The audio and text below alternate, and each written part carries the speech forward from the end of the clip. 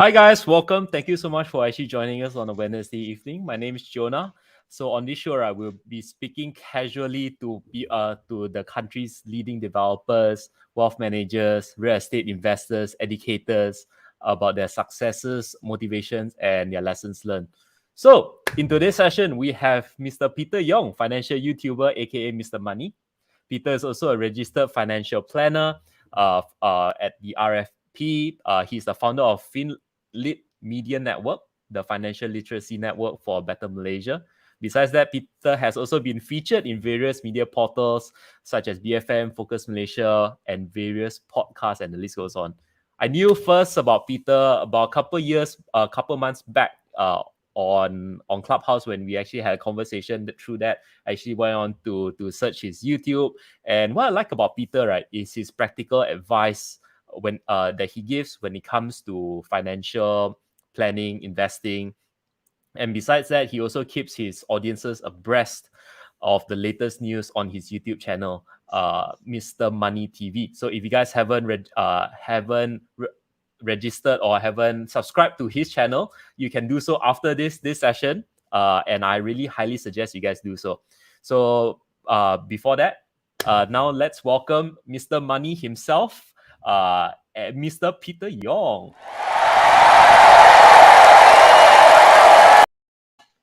Welcome, Peter. Thank you so much for being on the show. So do tell us a bit about yourself, about your financial. What brought you into the financial world, and why did you actually start your YouTube channel?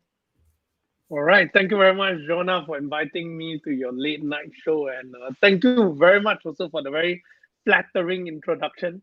Yeah. Still got much to learn from you as well. Yeah.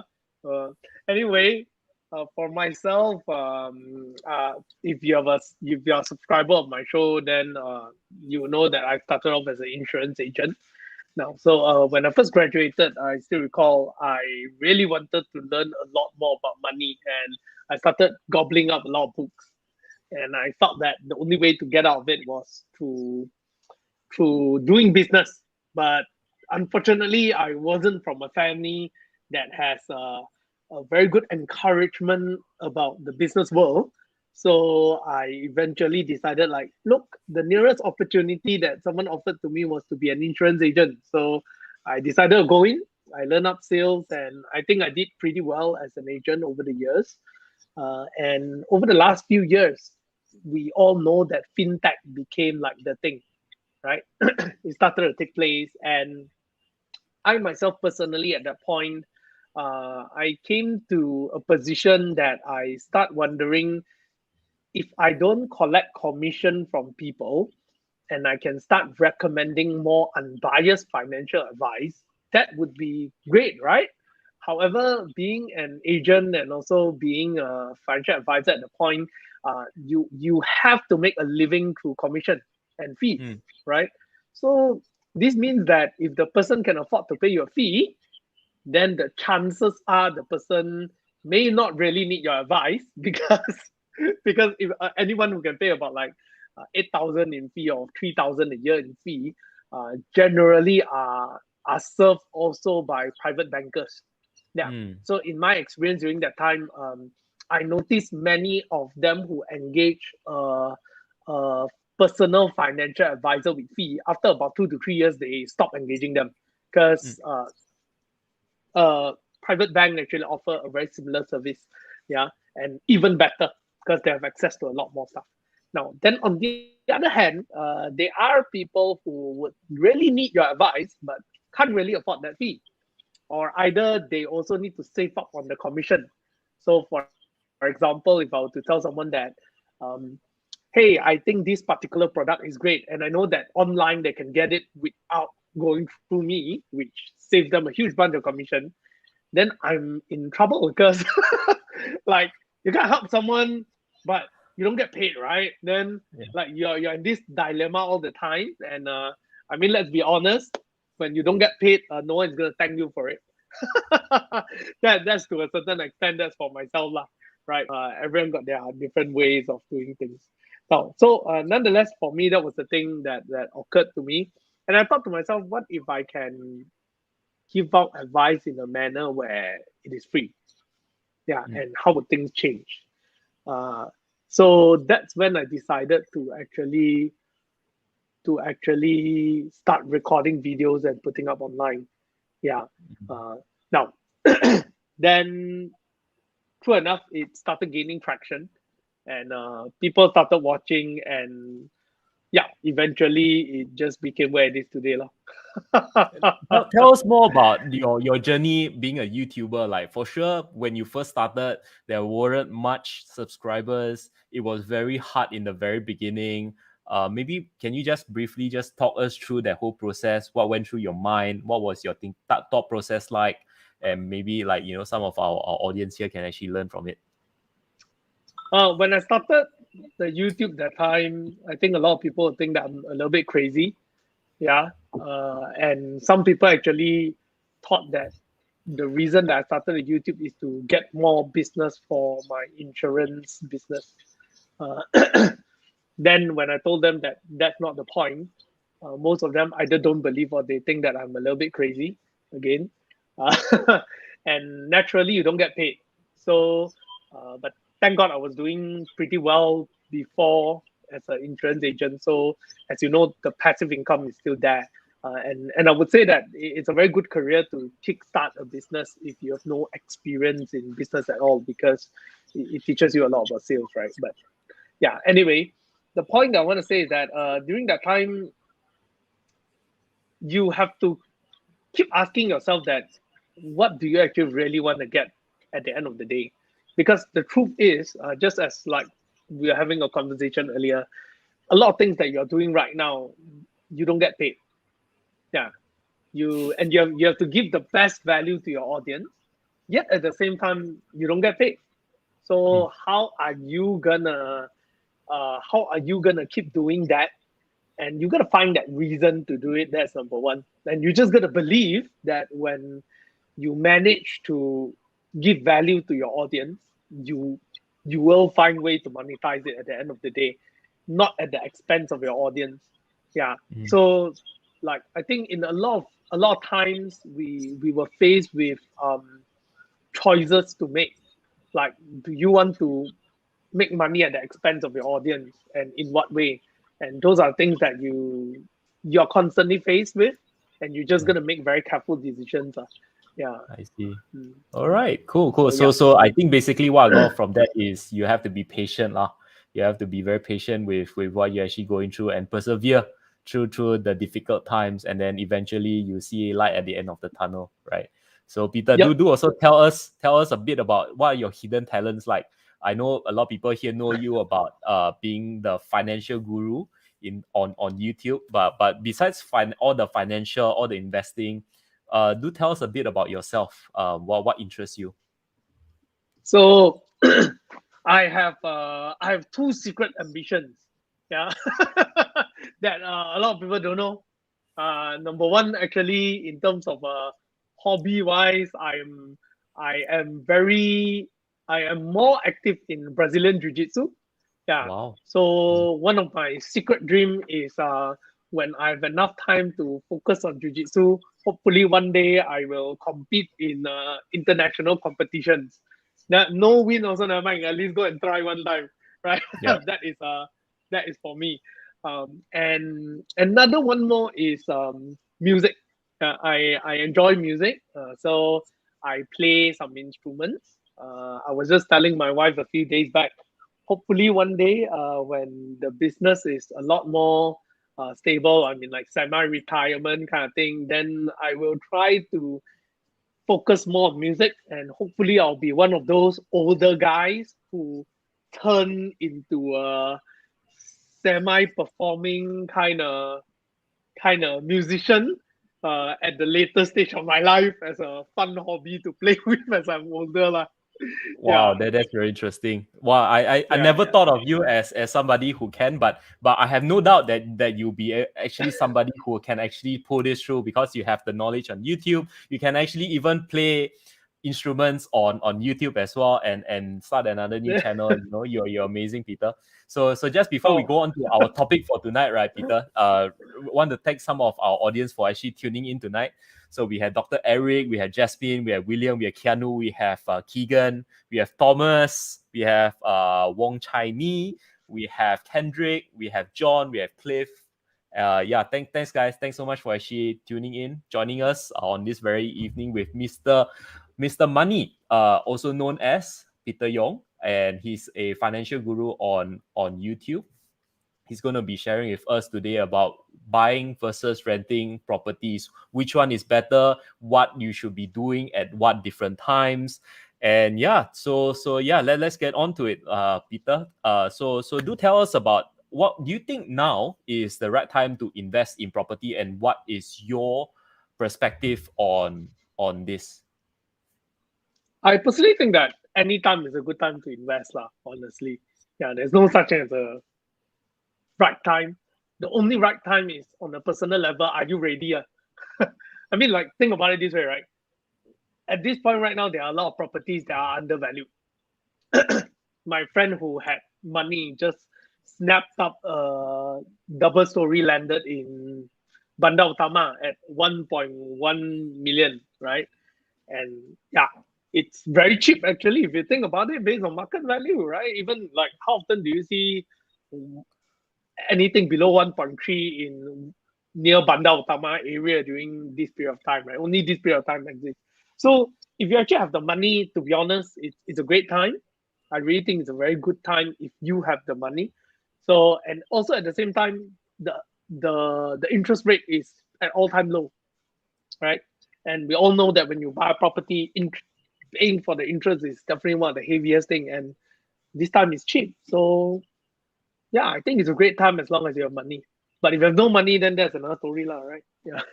Yeah. Awesome, Yeah. awesome. So yeah, there's no right time. There's only the right time for you, right, Peter? I think That's right. that's so Yeah. true to on many levels. And also, like, you know, this conversation is not just between the both of us. We also want to engage our audience here as well. If you guys have any questions for Peter, right, do type in the comments below and we'll get on to it. Right. So Peter, how about the different type of properties that perhaps our audience here want to invest in?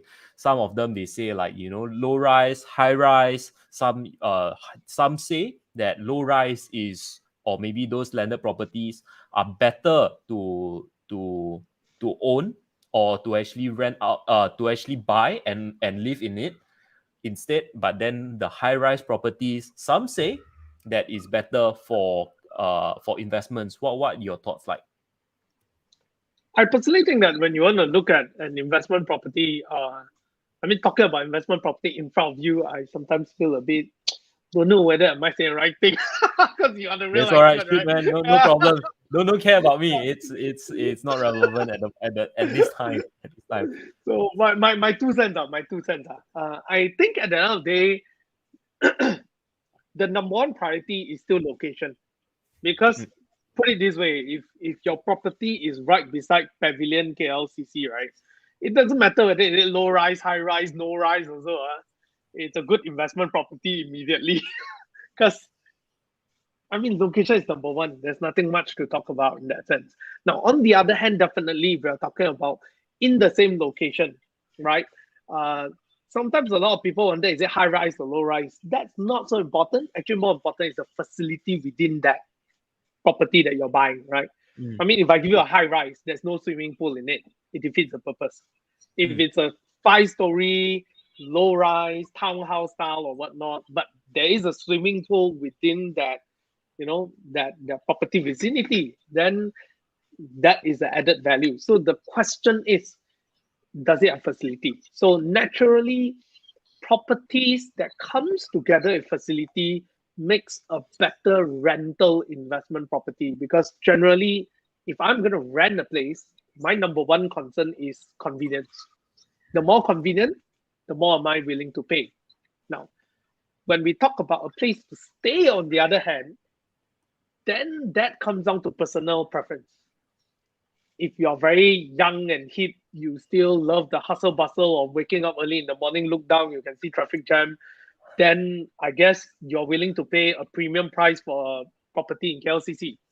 For someone like me who have kids and I wish to be further away from the city, yep. I won't pay a premium for a unit right beside KLCC for a family to live in, because it's just subjective family preference, right? So personal preference and so on. So in terms of investment, I think instead of looking at whether it's a high rise, low rise, what you want to focus on is actually the facilities that are being offered and the maintenance of the facilities at that point when you're purchasing that property. Lah. Yeah. I see. All right. Mm. Cool, cool. Very, very, very interesting advice you have there. So it's basically about location and facilities. What kind of facilities can you actually get? Because when Yeah. you actually buy landed properties, it's a given, or sometimes you don't have that much facilities as compared to maybe a high rise, right? So it Mm. depends on your own needs. And how about your advice to fresh grads who actually just started out in their career? Like they just started out, they don't have much money in their bank account. A lot of them, they don't have the family support, and on top of that, they have their PTPTN loans to settle. They have to pay, Mm. and they don't have much savings. Would Mm. you advise them to rent, or would you advise them to save up and buy? What were your thoughts? Here I can probably share my own story, right? Yeah. Me too. Um, so I personally, at the moment I graduated, my mom already retired straight away, and then say like, hey, you and your sister are gonna pay for the household stuff. So immediately we gotta start paying for the household expenses. Number two, I'm not from a rich family, so in fact our family was urban poor, and then it got better when I graduated from university that time, right? So I went to work in KL. Naturally, I don't have a lot of money saved up. So I don't know why these days a lot of people at the moment they graduate from university, they already have tens of thousands, 20,000, 30,000. But I don't have that time. I only have like maybe 1,000 ringgit or less attached to my name. So I had to get a job. And I was looking for things to invest because I grew up in PJ. Many of my friends are slightly more privileged than me. And yeah, they already started working a little bit earlier, or either they have some money and they're talking about investing, this and that. And naturally, for me, myself, if I want to invest, I need to first start saving the capital first, right? So when you hear friends talking about stocks and whatnot, they already have 20,000 investing in it. You're like, man, I still gotta save 500 ringgit every month. And the question is also, can I save 500 ringgit by the end of the month after paying for insurance, this and that, everything Mm. all, right? Still got money Car left or loan, not, right? right? Yeah, Yeah. car loan, stuff like that. Yeah. So for me, I started off with property investment. I know I started off with no, not property, with stock investment. I was very fortunate that after I got to know some friends who are in investment banking, and they taught me how to experience learning the market myself. So instead of going classes, actually what I did was that I pick up the Age and I read the Age every day for 3 months, and that's how I learned the market myself. Yeah, and reading from the internet, bugging them to ask for questions. In fact, uh, we have he's my partner right now, Frankie. Yeah, and he runs a show under Finlip Media as well. Yeah, and I remember the point I want to say is this, right? Uh, so I borrowed money from my mother. I remember it was about like 7,000 ringgit. Yeah, And I invested for about half a year, made money. I think by the end of half a year, it was like about 9,000, so about 20% return. Yeah, just pure luck, I would say, huh? Yeah, but it got me thinking, like, okay, 20%, I get 9,000. So if I make 30%, I'll get 13,000 at most, right? Yeah. So how long does it take? So and I started sitting down and calculating. If I'll get married, I'll buy a car, all those kind of things. Then I was like, no. Hey, it's way not enough. Definitely not enough, right? Impossible. And as I'm saving as well, my lifestyle would have increased, commitment would have increased. So again, it's never gonna be the expenses is always gonna rise faster than my earnings per se. And so that moment it got me thinking, and I decided, like, look, you gotta do two things. Number one, business, right? Figure out a way to make more money, and that's how I decided to jump into insurance, doing sales, at least more commission based, right? Yeah. But on the other hand, it got me started in property investing after a year in insurance, because I worked very hard, certainly. I worked very, very hard, and I made money in my first 2 years. I was top sales in the team and stuff like that. Right after that, I started investing in property because I knew this one thing. Property is the only thing that can give you a 90% loan. Simple as that. So although the actual return for property, if you don't include rental, it should naturally be catching up with inflation, say at about giving you about 6 to 7% return over a period of 20 years. Like, because it's always a cycle, right? It goes up very Correct. fast, and Up, 20% down, up, down. increase in 2 years, then up, down like that. But generally, you're looking at about 7% to be safe. That is the kind of conservative figure that you want to pay attention to, right? And I thought to myself, but now, if I were to buy a property, you're talking about taking up a loan, and you have, let's say, 500,000. 7% of 500,000 definitely beats 20% of 7,000 ringgit. And so the more I think about it, and if let's say the property can be rented out in between and a net return that gives me a positive or either covers everything, this means my 7% is free. Yeah. I don't have to pay much for it. So after some long consideration, I decided to invest into properties. And just nice, that period was the beginning of the last property boom cycle. Yeah. So I managed to get some properties that's about 100,000, and by today it has gone up to about 180 to 200,000. Yeah, just nice. I catch that boom again. Yeah. So what I got from that is you have to be able to have a very stable, active income from the get-go, right? You don't jump Correct. into things without having prior knowledge or having a high commitment, but because your friends or your relatives actually say that property will earn money, you jump into it. You don't do that. You have your active income, your main income, you have a stable income. Yes. And then you have enough buffer. You have your stock investing knowledge all in place. Then only when you are actually ready, then only you will start investing. When you have that surplus funds, you see that, okay, now I'm able to manage. Now let's jump into property, and maybe, with that, rent it out, and then it's part of your investment portfolio instead of your only investing portfolio, right? That's right. So Yeah. it is part of it. Yes. So I design it this way that it has to be for investment purposes, not for staying. Because I know that I can't afford to stay in a house that I have to pay myself. Then I'm very poor every month. So, but if I rent it out, I have no problem. So if you notice also, I talked about property that's 100,000. Because I know at the point, I can take up a $500,000 to $1 million loan, right? But many people would go and buy a property that's 500,000 straight away, or either 1 million. But then the question that I have to ask myself at that point is, if I buy a property that's 1 million, let's say, my installment is 4,000 every month. If that tenant just don't rent the property in that month, I'm dead, immediately that month is 4,000 ringgit. Yeah. So I thought to myself, if I can take 1 million in loan, might as well I break it down into 5 to 10 properties, where each installment is only about 600 ringgit. And takkan at one point, all 5 property, no one rent ma. Correct. It's hard ma. If as long as you manage properly, it won't be like that ma. So any point of time, I'm only bearing a 600 ringgit risk. So I really calculate to the point. Yeah.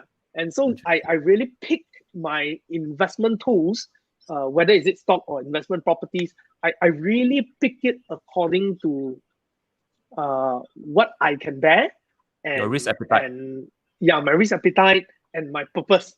Because I know very well this is the best situation for me. So when I look for property, when my friend go and see like very nice units, right? And they're like, people very proud, when they drive past a very nice unit. Oh, I have a unit there. I don't have any of those units. I don't even have a house to stay on my own. Until today, I live with my mom. I live with my in-laws. Yeah, I have none of that. Yeah, but nothing to show off as well. But if you go to some lousy area with a walk-up apartment who has a McDonald's nearby, a school nearby, but then it's like people would say it's poor people place, right? Literally lah. That there you will see my properties lah. Interesting. Because Wow, I it's think it's a very calculated that way lah. it's very interesting how you actually put it. It puts things into perspective, as in people don't have to have just one property, plug it down, and that's your only portfolio, right? You can actually buy multiple small ones, break it into chunks, and also basically like risk diversification, right? Diversifying out your risk, not just Yes, everything in one basket, but you split yes, out your basket into smaller ones. And I yes. don't hear that many people talking about this kind of investment philosophy in terms of property. But whenever they talk about property, right, they straight away buy a 5 to 600,000, because that's like the norm for the property market. And Yeah. a lot of times people buy with the intention to, like, maybe they want to stay in it. They might have the intention of staying in it for the rest of their life, right? A lot of them, but in the end, didn't really pan out, and they make some not very good financial decisions. So with that, right? Since you mentioned that you do not own or stay in your own properties, right? Perhaps you want to elaborate a bit more on why you don't stay in your own property, because a lot of people here right now, right? They're actually buying their own property and staying in it.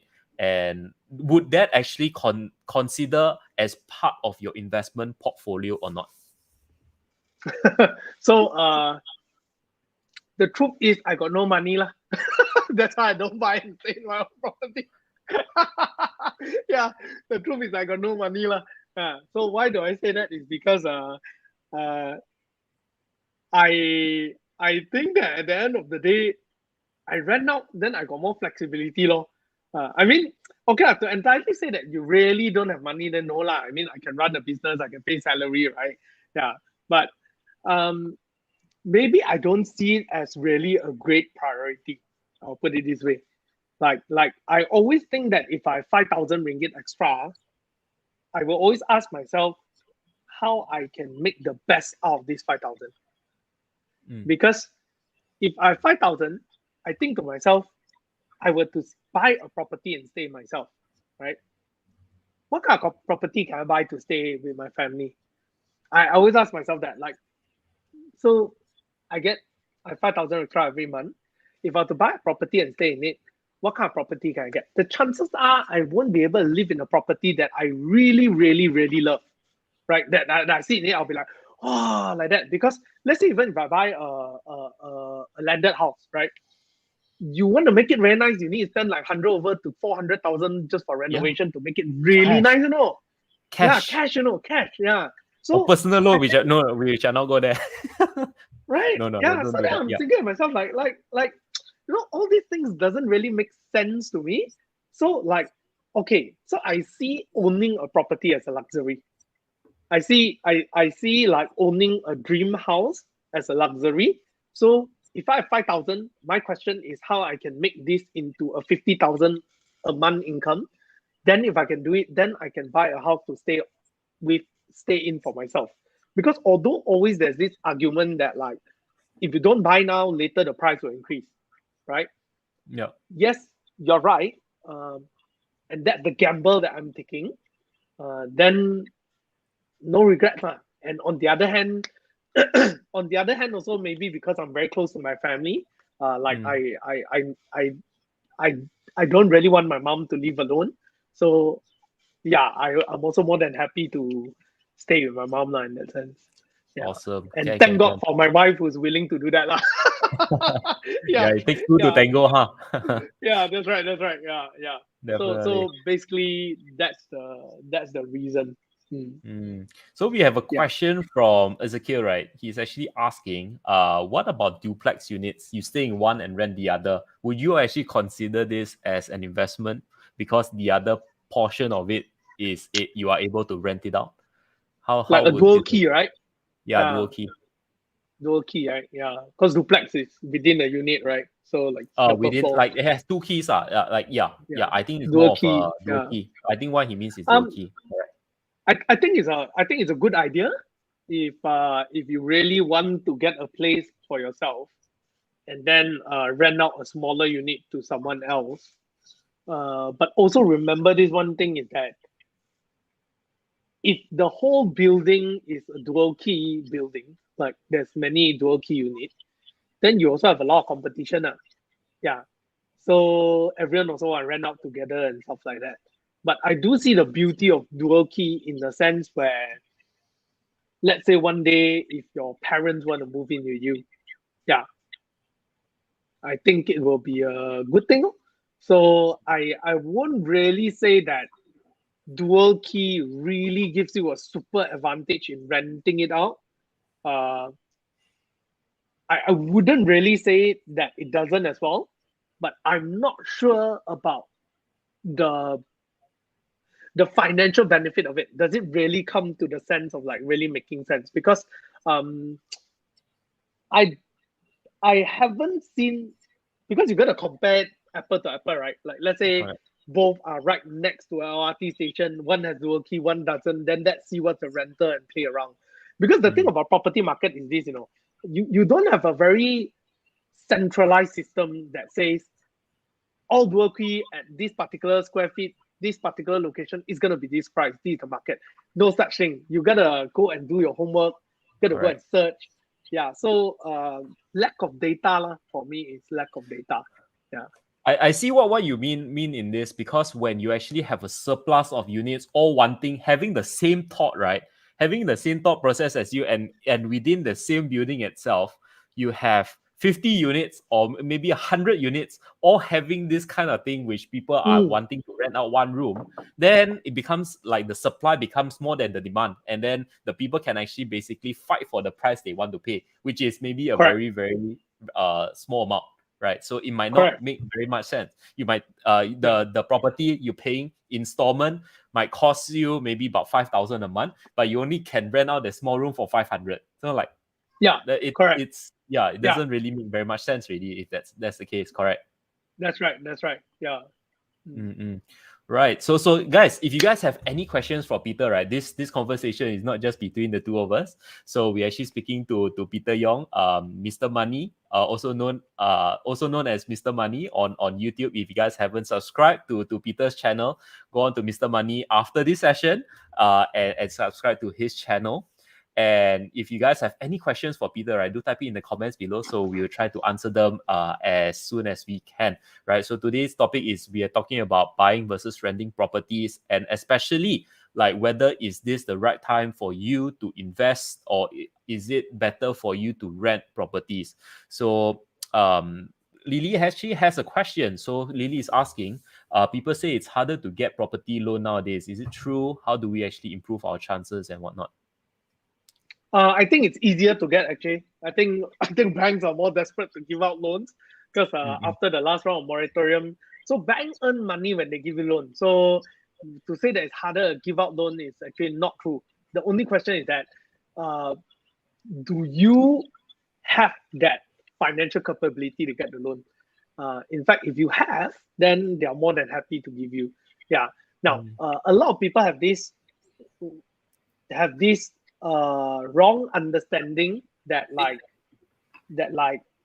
sometimes the bank don't want to approve.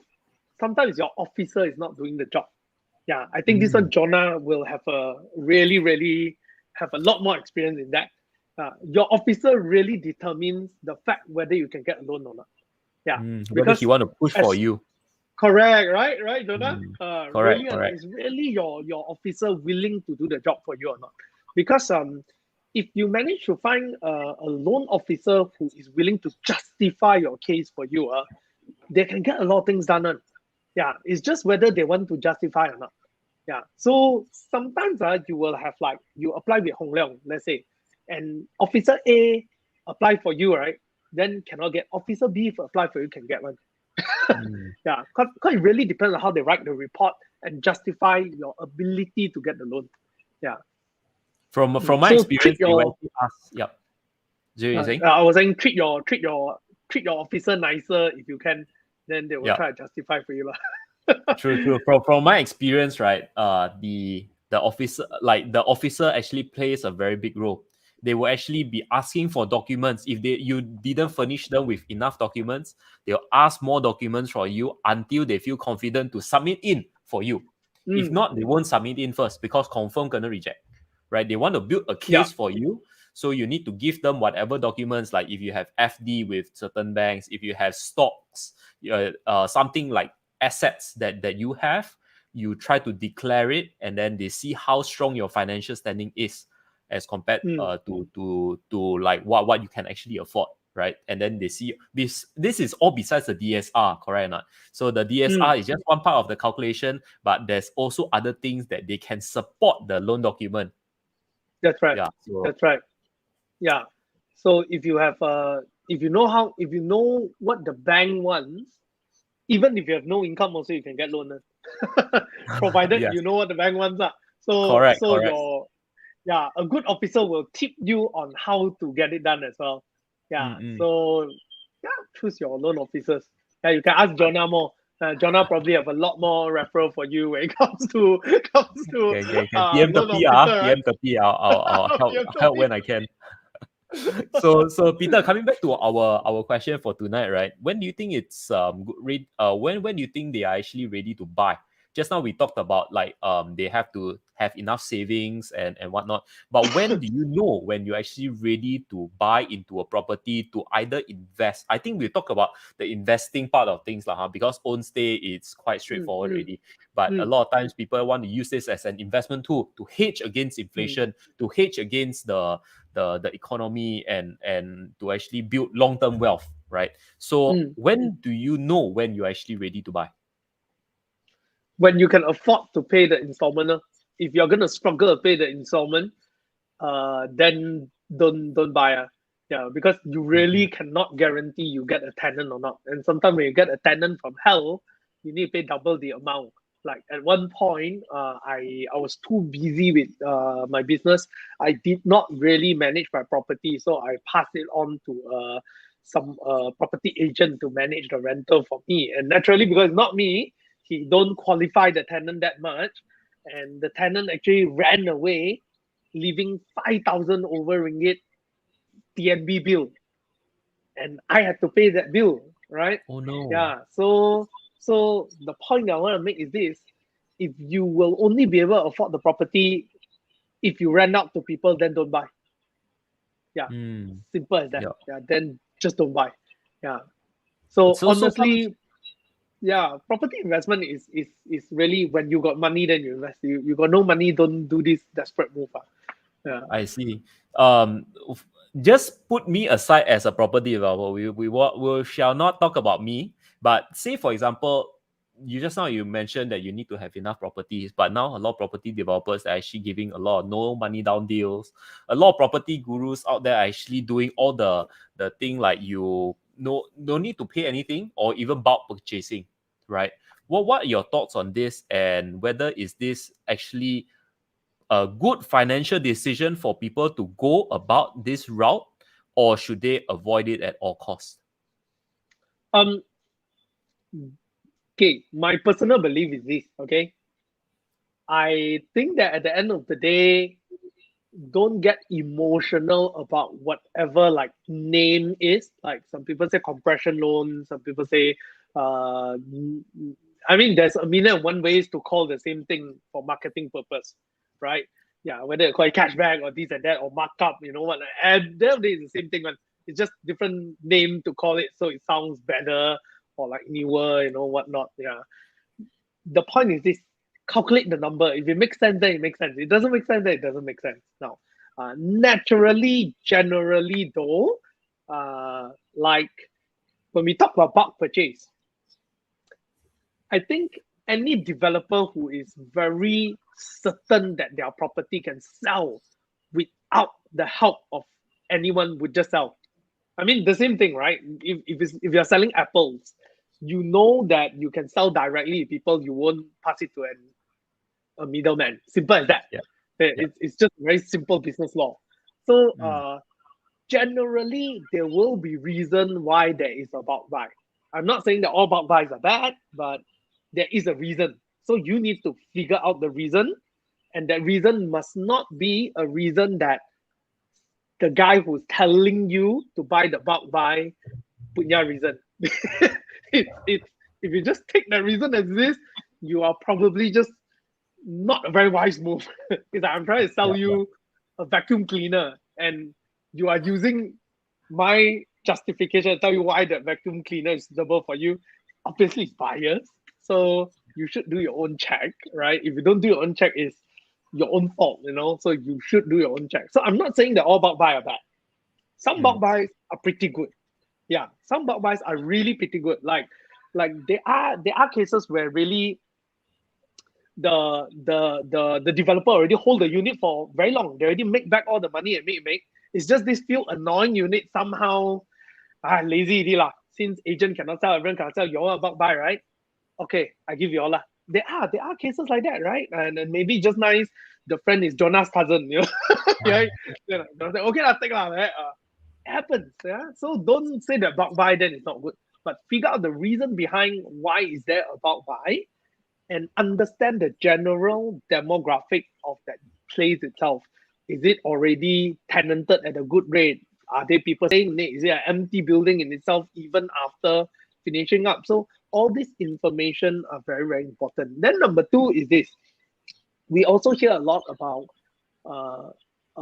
compression loans, right? Like people who teaches you to put in all the loan together, you know. That one, on the other hand, I think you really have to do your own calculation whether you can afford. Because I've seen so many people, like 5 people buy a property together, compress the loan, put it all under this one person. I know there are many gurus who teaches this as well, right? Yeah, I can tell you that out of the 5 people who share to compress the loan under this one guy, and later 3 say, I don't want to play it. The loan is under that one guy, you know. The poor guy. Yes. Poor guy have to pay. And I've seen this Correct. kind of stuff. So again, if you want to do a compression, make sure you can pay a loan. You can't pay a loan, don't go and play the compression game, right? Yeah. No money down, on the other hand, I always think that it's great to buy a property without paying money. Yeah. Yeah. So again, no money down simply is a markup, and then you don't have to pay the down payment. And yeah, that's a very common thing, right? I mean, even we talk about the DIBS scheme, it's actually essentially the same thing. Yeah, It's all essentially it's factored in actually now. the same thing. Yeah, it's all factored in, right? So if you can afford to pay the installment, then why not? If you can't afford to pay the installment, and that's why you are doing a no money down, because in your mind is 3 years down the road, you probably can afford to pay. That's not a good idea. Yeah, because you really do not know what happens 3 years down the road. Yeah. So yeah, I think out of all these 3 most common ones, my personal favorite is certainly 100% loan, simply because cheap money, right? Yeah. Correct. But don't do it because you think you can afford it later. Yeah, you take it and you want to be sure that you can afford it right now. That's the point. Yeah. I see. So it's very, very, very clear. Like you actually mentioned about making it clear your intention from the very beginning. What is it? Whether you want to buy, what kind of deal, and whether is it for you. You know, you don't take things blindly. You do your own, because everybody is different. Everybody has different scenarios. Like my scenario will be very different from yours. Like That's your right. financial capability will be very different from your cousin's financial ability. So That's right. everything That's right. has to be catered towards yourself. And on top of that, you also mentioned about having no money down deals. I think that is a lot of times, yes, you leverage on the financial situation, so you can have more leverage against the banks.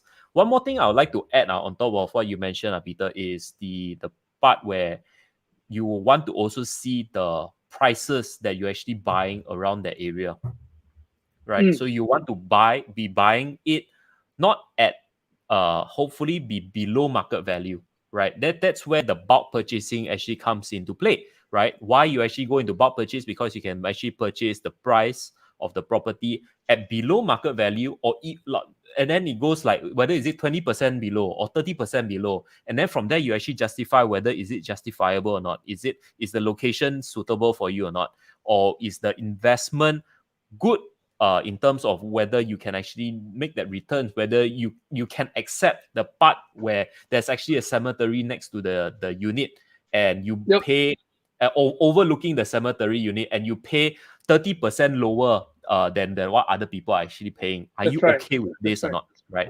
That's So right. so Yeah. something to really consider. It all depends on a case by case basis, and That's right. everybody's scenario is very very different. So yeah, there are a couple of questions that we'd like to answer. The first one will be by Arthur. This is a very long one. Do you see the current valuation engaged by banks before approving loans is the extreme prudence, way below the market value, just 2 years, justifiable? Any insider news when banks will actually tap more into loan approvals and whatnot? What Um, how do you see the current valuation engaged by bank before approving loan? I'm not sure if bank's way of approving loan right now is extreme prudence or not, or like way below the market value just 2 years ago. I'm not sure. Yeah, I'm not sure. Reason being is because I mean I recently got a property actually. Yeah. But so far no problem. Yeah. And is it extremely prudent? I didn't do any markup on that property, so I wouldn't know. Yeah, and I bought it at a. I mean, last year was below market lah. This year went a little bit below. I mean, this year the price went down again. Actually, yeah. So not so below anymore. yeah, Uh, yeah. but do I have any insider news? I definitely don't have. But I think logically is like I You have to say. ask the I bankers think lah. if yeah, I think I personally still think the thing is the same. Mhm. As long as you have the financial capability to, bank is more than happy to loan you the money. Mm. Certainly, there are certain banks who prefer certain kind of customer. For example, in my personal opinion, Maybank has always been a lot more cautious about their current client profile. They usually want clients who are professionals or either if you are really a Sendirian Berhad business owner with a very good stable track record. Yeah. Mm. If you look at Public Bank and CIMB, they are usually more happy with small SMEs. Yeah, they are Mm. okay with small SMEs. Hong Leong also is pretty happy with small SME. RHB prefer employees. That was during the time was extremely active. So you want to select the bank that you are applying for loan with, then you kind of get a gauge of the kind of customer that they prefer, right? Yeah. So and how will you know that is provided you find a good officer in each of these banks. And Yep. honestly, I got to know it is because I will always collect the names of these kind of people and talk to them. And last time I had the benefit, a few of our friends all together like to invest in property. So we would refer each other. So that's the benefit lah. So talk to someone like, yeah, like PM Tepi dekat Jonas ya. He will probably tell you who is good because he has definitely a lot more contact in this realm, right? Yeah. So yeah. What I can say is you really have, like what you mentioned is so true. Like the different banks have different preference as to who they want to give out the loan to. So it all boils down to your banker, right? Whether they want to help you to get the loan or not. These bankers, right, doesn't necessarily need to be attached to one bank, but they know the criteria of different banks, so they can, when they apply, right, they can see, okay, you are a business owner, let's go with RHB Public Bank, and let's not go with Maybank, right? They will know how to choose their battles to battle and to actually Yep. buy the property and to actually have a higher rate of success for you, because they have your best interest at mind, because they want your loan to be approved, then only they get their commission, right? Yep. So Yep. that's from my own perspective. Hopefully, be able to help some of the people out there. And also, we are pretty much at the end of our session. Sorry, we couldn't get through our all the questions by our audience here right now. Maybe perhaps we might PM to Peter for answers to these questions later on. But I do have a final question for Peter. What do you, and my question is, what do you think about this Maybank rent to own scheme? This thing called Maybank House Key. Some people say it's good, some people say it's bad, some people say the prices are overinflated, some people say different things, right? I just want to get your honest opinion on this matter, and whether people should actually even consider renting, because so just to give people some context, right? Maybank House Key program is you rent for 5 years, and then at the end of 5 years you get the option to buy the property at that pre-agreed price, right? So with that, Peter, maybe you can share some of your opinions on this. Personally, I think that you have to really again look at the numbers. Yeah, I think going back to my earlier statement, right? Like, don't bother about all these marketing stuff. Key point is numbers. Does it make sense or not? And in my opinion, I have seen some really, like what you say, inflated numbers. Yeah. Let's say, for example, a particular unit is being sold at 500,000 on sub-sale market, but under a certain rent to own scheme. Not particularly Maybank lah, but any other, it's like 10% higher than market price. Yeah. So it's like, okay, that doesn't make sense to me, right? So what I would say is that look at those numbers very clearly. When they want to sell something to you at a pre-agreed price, you want to make sure that it is not an overinflated price. That's number one, right? So you need to do your study outside to check, like, hey, this particular unit really this kind of price or not. Yeah. So you check first. There are certain ones that I'm like, that I've seen that are better, like certain developers, because they tag along with many different developers, right? Yeah. So some units then quite fair. Yeah. Then when it's quite fair, then you will want to ask yourself this question, no? Which is 5 years later, do you think the price will be higher or lower than the pre-agreed price? Yeah. And if you think that you're willing to take the risk to lock in that amount, then why not, right? But on the other hand, if you're not sure, then maybe not so good. Yeah. So, like, put it this way, right? If you're going to rent a place, after you rent for 5 years, you're not really sure whether you want to buy the place or not. But you're forced to live in there for 5 years, right? So there's that, like, are you sure that you want to do that kind of thing? Yeah. So you must be really ready to not regret lah. What I would say is so. I cannot say whether is it good or bad. I'll just leave it at that. Okay. Yeah. Yeah. So what I see is like the Maybank to Maybank House Key program.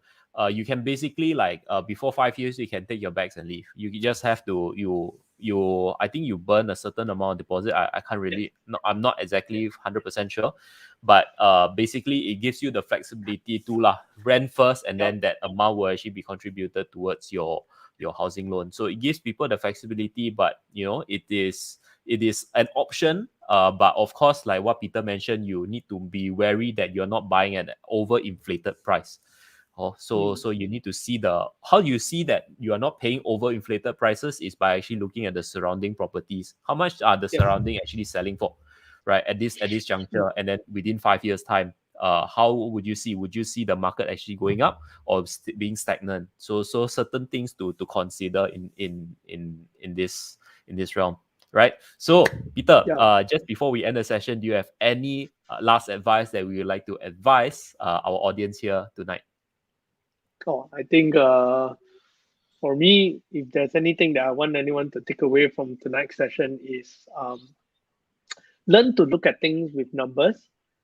Don't pay too much attention to words, like all the marketing gimmick and everything, all because at the end of the day, to be a wise consumer is to be as emotionless as possible. It's impossible to be emotionless, but that's what you need to strive to be. And the best way is to cut aside everything and just look at numbers and calculate. If the numbers can make sense, then it's likely making sense. Likely, not all the time, but likely. At least you make your informed decision, lah. Yes, that's right. So look at the numbers. Don't think about all the hoo ha ha rah rah. Just the numbers make sense or not. That's all you need to know. Yeah. All right. Fantastic. I think that's very, very sound advice. Look at the numbers. Look at whether you can actually afford in terms of the pricing or not. Don't rush into it. Don't base your judgment in terms of emotion.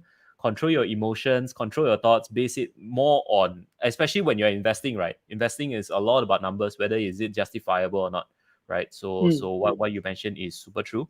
And just before we end the session, I would like to thank some of our audience who actually staying till the very end. So we have Timothy, we have Elaine, we have Vera, we have Arthur, we have Chikiet.